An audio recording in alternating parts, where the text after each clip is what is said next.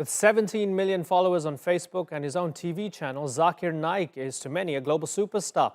But he's not an actor or an athlete, he's an Islamic preacher. Naik's sermons regularly bring in thousands of adoring fans, and his YouTube videos are so popular, there are channels that even imitate his style, some friendly, some mocking. But he's also a wanted man. Indian authorities accuse Naik of spreading hate speech and inspiring terrorism. The allegations he denies, but they were enough to force him to leave his own country. Today, Naik is living in exile in Malaysia, one of the few nations that agreed to take him in. But India wants him back to face charges.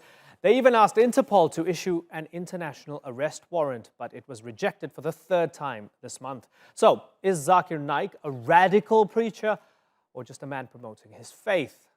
Well, let's talk to Zakir Naik, who joins us from Putrajaya in Malaysia. Good to have you on the program, sir.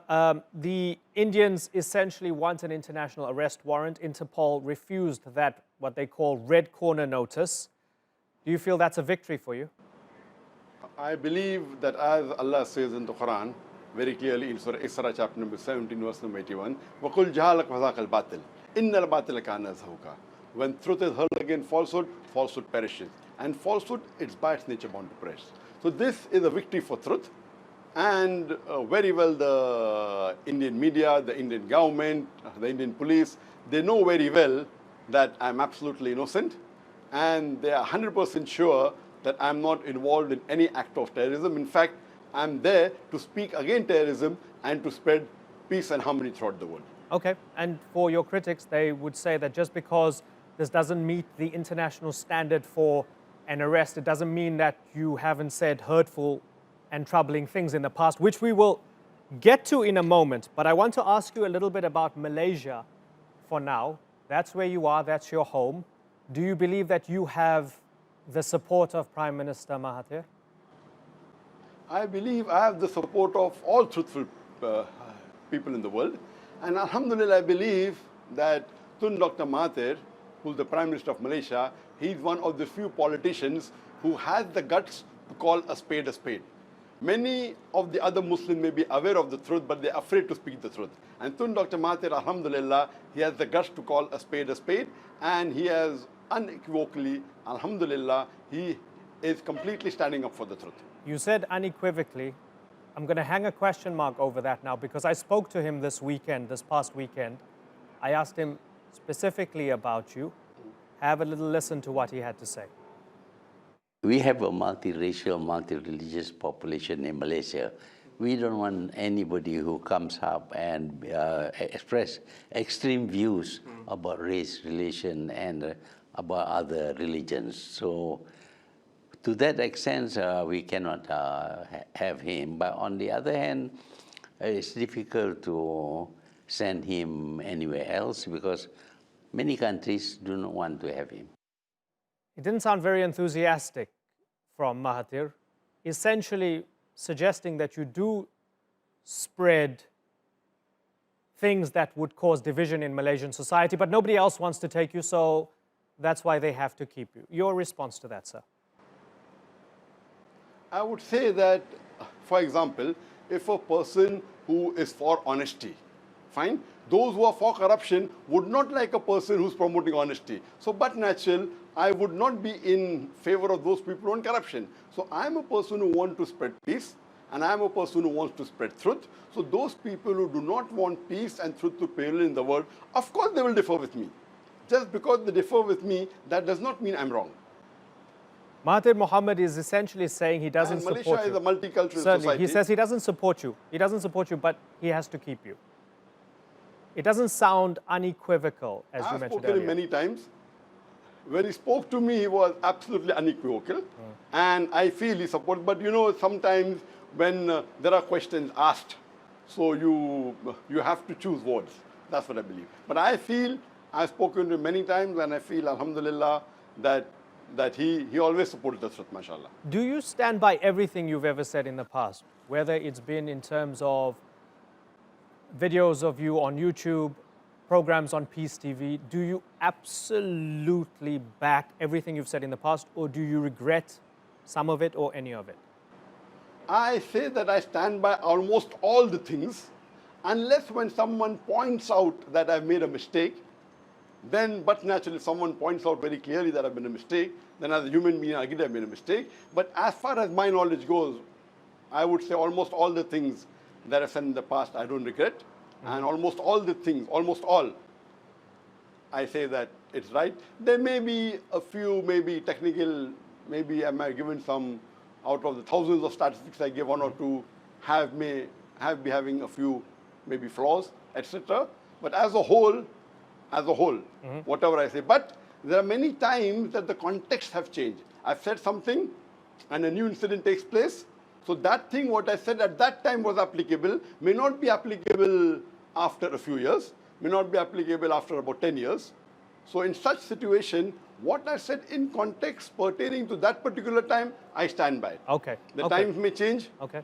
The context may change. Okay. So depending upon the context, it may vary. Okay, so let me then ask you about your comments regarding Osama bin Laden. I'll quote it verbatim for the sake of the audience, right? You said, if bin Laden is fighting enemies of Islam, I am for him. If he is terrorizing America, the terrorist, biggest terrorist, I am with him. Every Muslim should be a terrorist. The thing is that if he is terrorizing the terrorist, he's following Islam. Whether he is or not, I don't know, but you as Muslims know that without checking up, laying allegations is also wrong. So is that something you now regret? Now, this statement, first of all, point to be noted, was never shown on the Peace TV, point number one. This statement I have heard later on, I have to check whether it is doctored or not. Because this was not shown on the Peace TV. It was the talk that took place in Singapore. Yeah. It's on YouTube. There are many fake videos available on YouTube. Just because you pick up something on YouTube doesn't mean it's a fact. So did you say it or did you not say it? There are many videos on YouTube which are fabricated against me. It's available. So this lecture of mine was in 1998 in Singapore during question answer time. And I remember somebody asked me the question. Now everything verbatim, I cannot vouch it is right or wrong. But if you ask me, at that time, this was before 9/11. So before 9/11, when someone asked me the question, not about Osama bin Laden, of any Muslim whatsoever, if they ask a question, the Quran clearly states in Surah Hujurat, chapter 49, verse number 6, you first check up the information before you pass it on to the next person. Many a times after that, people have asked me, what are your comments about bin Laden? I said, I have not met him. I have not done research on him. I don't claim that he's a saint, neither do I claim he's a terrorist. If somebody has done some research, and after doing research, if he says that Osama bin Laden is a terrorist and is responsible for 9/11, he can say that. I will not stop him. But no one can force me to say something which I have not checked and verified. Okay. I am not a specialist on trying to find out who's a terrorist. So based on that, whenever this question was asked to me, that do you agree Osama bin Laden was a terrorist, I was very unequivocal. He's neither my friend, neither he's my enemy. I neither call him a saint, neither do I call him a terrorist. I have not done research on him. Just because I say I don't know, that does not mean I'm supporting him. Okay. So this is the media which plays around with words. I am very unequivocal. Suppose you ask me, how is this person XYZ? I said, I don't know him. Just because what the media says, if I'm going to repeat what the media says, then the whole world should call me a terrorist today. Even you should call me a terrorist, because in the Indian media, I am maligned multiple times more than Osama bin Laden. So just because the Indian media is saying I'm a terrorist, and another Muslim or another human being saying, just because the Indian media... Yeah, I don't care about the Indian media. Certainly, I'm trying to... Zakir to be a terrorist. Certainly. And I think something that we can park off right now... You don't care about Indian media? Certainly. No, sorry. I don't understand. We don't care about it. We're trying to... I don't understand. What do you mean by you don't care of Indian media? We're trying to objectively dive straight into exactly what you said and try to understand why authorities consider you a problem. Trying to understand why you're banned in the UK, banned in Canada, and why the Indian government, not the Indian media, is asking Interpol for an arrest warrant. So from our perspective... Who told you I was banned in Canada? Do you have any document? Do you have any document that I'm banned in Canada? Did you try to get to... Just because you received from the newspaper... Okay, but did you try to go to Canada? I'm banned in Canada. Do you have any document that I'm banned in Canada? Did you try to go to Canada but were not allowed? See, just because a person is refused visa, that does not mean he's banned. There are many people in the world who refuse visa to USA and they refuse visa to Canada. So just because the person is refused visa, that does not mean he's banned. Okay. So how can you say that I'm banned in Canada? Okay. Okay. So, fine. I'll put that to rest. You're not banned in Canada. You were just refused a visa. I want to take this to 2016. Forget 1998. Officially, I'm only banned in one country.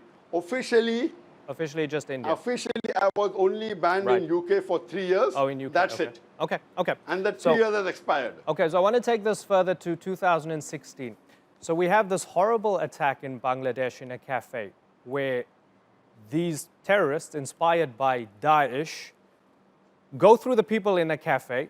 They spare the people who can recite verses of the Quran, who can show that they are practicing Muslims or at least have some knowledge of the Quran. They hack everybody else to death. One of the attackers was sharing Facebook posts quoting you, including the old Bin Laden quote, right? When that happens, do you understand why people believe that your words could inspire others to commit nasty things in the name of Islam? I believe not a single statement of mine ever has inspired anyone to do any act of violence. If someone misunderstands or takes something out of context, in that question and answer session in Singapore, if you hear the complete answer, I say no one can accuse anyone without proof. And that's the reason I said, neither do I support Bin Laden, neither am I against him. Anyone who's fighting against the enemy of Islam, I'm for them, and I stand by today also. Even today, anyone who's against the enemy of Islam, that is submitting the will to Allah subhanahu wa ta'ala, I'm against them. That's it. In that way, I would say I have not inspired a single person. And if you read the article, first time the article that came in the Daily Star, in the Dhaka newspaper, it said that this person, whoever the terrorist was a fan of Dr. Zakir Naik. Next day, on the 4th of July, 2016, majority of the newspaper started maligning me. Few days after that, Daily Star gave a correction. We never said that Dr. Zakir Naik inspired the terrorist. They made a clarification. So why aren't you speaking in context? Why are you taking only one part of the news and deleting the others? Well, so are you here to trap me and to take out something out of context? Part of the context is to give you the opportunity to respond. I would say that your research is not complete. If you do the complete research, the same only single newspaper reported against me. 1st July the attack took place. 3rd July 2016, the Daily Star gave an article on me. 4th of July, majority of the Indian newspaper went against me. Few days later, they gave a correction. They gave a correction that we never say that Zakir Naik inspired the terrorist. So when the newspaper is clarifying, why do you say that I inspired him? I have not said that Again, to you. one more thing. I'm asking one more thing. If you believe that your words have no consequences. I'm giving you a real life example of somebody who quotes you and does something terrible afterwards, and I'm asking you, doesn't it perhaps suggest that your words have consequences? That is false information. Okay. Okay, we can put it aside. Let's move on then. Secondly, if you read the charge sheet, let me complete. If you read the charge sheet, if you read the charge sheet of the Bangladesh attack, my name is not mentioned. Right. If I was the main inspired in the Bangladeshi charge sheet when the person was accused of doing terrorism, my name should have been there. It's not there. Right. It is only there in the media. Okay. Again, whenever they catch any Muslim who's done a terrorist attack, many of them have my videos. Okay, so for the sake of our audience, let me then read what the ED, which is responsible for investigating financial crimes in India, says about you. This is the charge sheet against you, right? Forget Bangladesh for a moment. It was filed under the Prevention of Money Laundering Act in Mumbai, and it says, you use funds from dubious or suspicious sources to purchase property and finance events where you make inflammatory speeches and lectures, and you have inspired and incited Muslim youths in India to commit unlawful activities and terrorist acts. His thoughts created disharmony amongst various faiths and created hatred amongst people following different faiths. I'm just going to put that down on the record. But I want to ask you about an analogy that you tend to give, and you've given more than once, in Q&As, as well as sit-down interviews. When you were asked about murtads leaving the faith of Islam, Muslims who decide to leave the faith, and when you were asked about Christians having the rights or not having the rights in countries such as Saudi Arabia to build churches. You've said, well, if you have a teacher who's teaching in a school that 2 + 2 = 5, you wouldn't want to hire that teacher.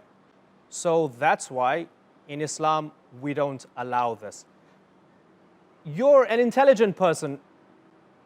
I asked you at the beginning of this if you regret some of what you've said before. That's a very lousy metaphor, isn't it? Comparing it to somebody teaching objective fact, 2 + 2 = 4.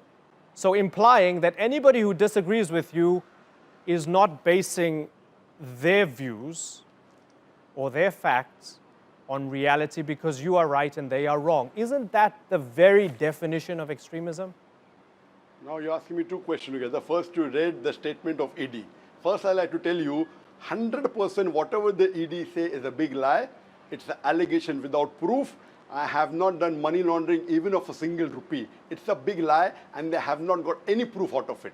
That's the reason you are quoting the ED's allegation. Why don't you quote the judgment given by Justice of the Appellate Court, the Tribunal of ED, the Justice, the judge of that court, Justice Manmohan, he said that there is no evidence at all that Dr. Zakir Naik is promoting terrorism. I have seen many of his lectures.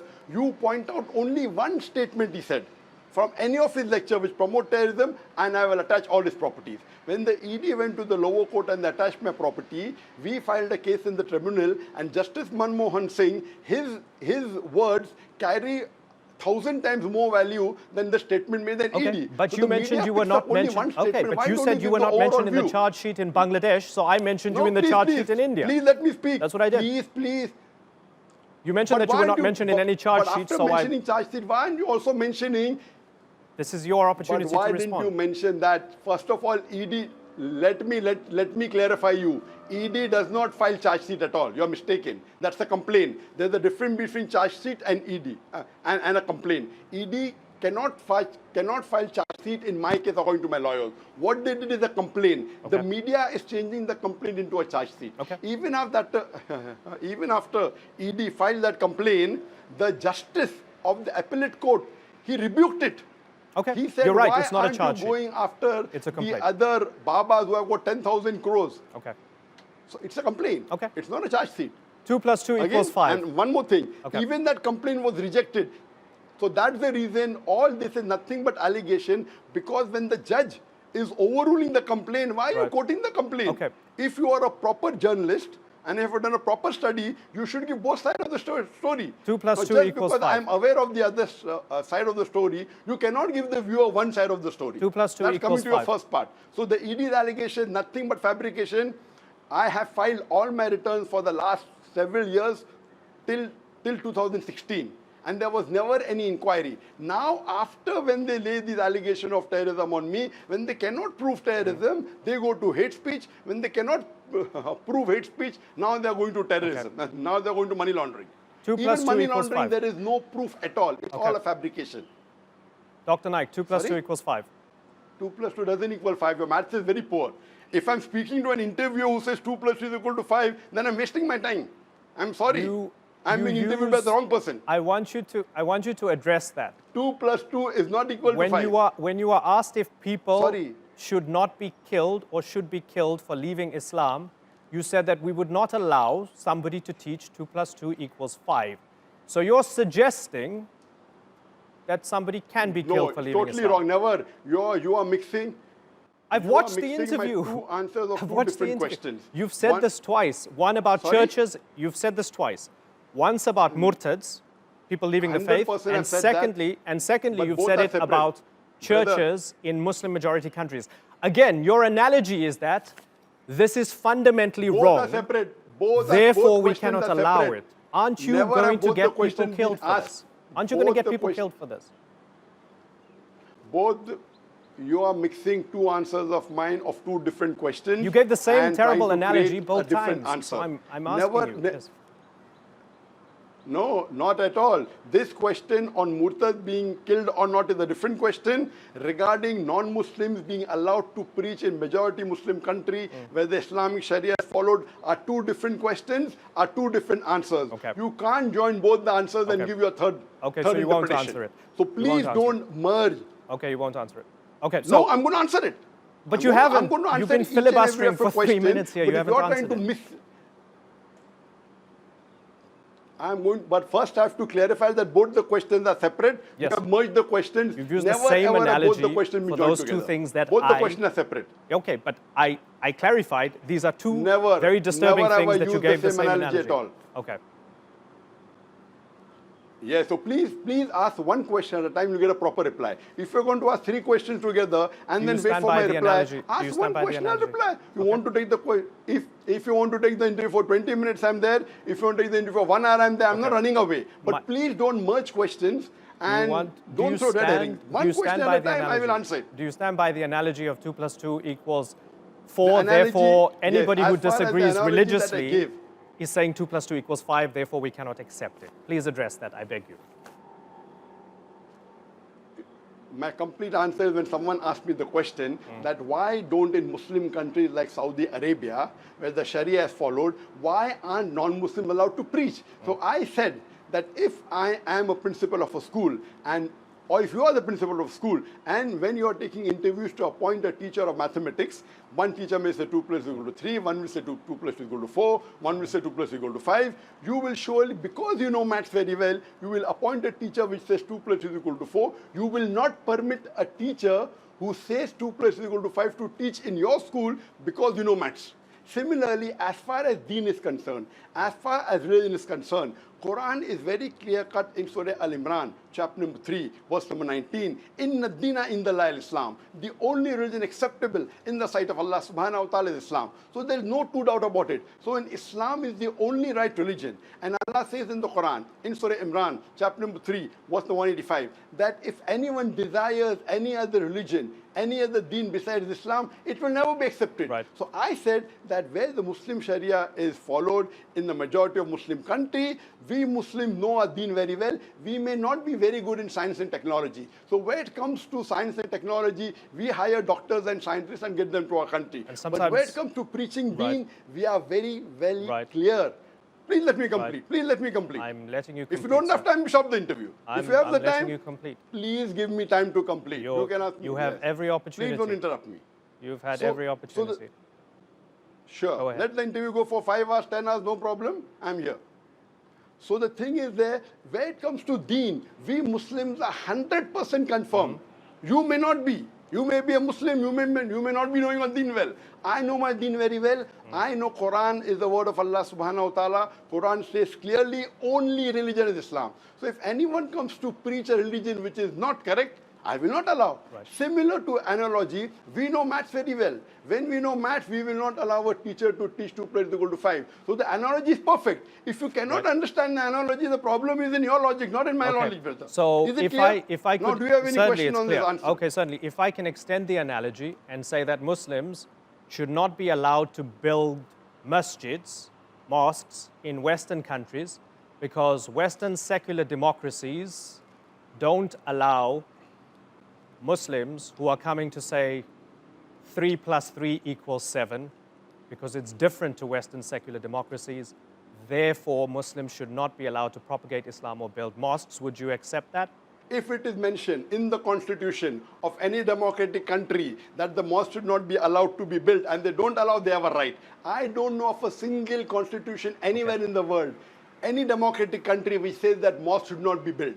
So if someone says that, I will fight and see to it that the constitution doesn't prohibit any Muslim to build a mosque. And there is no religion in the world. I am a student of comparative religion. Neither in the Bible, in Christianity, neither in the Vedas, in Hinduism, no religion except Islam is unequivocally clear that Islam is the only right deen. When you read the Bible, there is no statement anywhere in the Bible which says that Christianity is the only correct religion. There is no statement in the Hindu scripture which says Hinduism is the only correct religion. I am a student of comparative religion. If suppose a country is following the Christian law and if the Bible says that no other religion is correct, They have a full right to say that Islam cannot be propagated in that country. But I don't know of any such religion. I don't know of any such constitution. You are giving a hypothetical statement that in democracy, if they say 3 plus 2 is equal to 7, in democracy, no one will say that. So what you have to realize, in democracy, you have to follow the constitution, like the Constitution of India. So when we go to the court, we say that the politicians are not following the Constitution of India. Dr. And Naik, they're breaking the constitution and preventing the Muslim to propagate. Okay, so Dr. Naik, listen, I'm interrupting you now because we're going to lose your satellite window, so I don't want you to fall off the air. I really appreciate you taking the time to talk to us and for clarifying some of this. I've enjoyed this, and I wish you all the best, sir.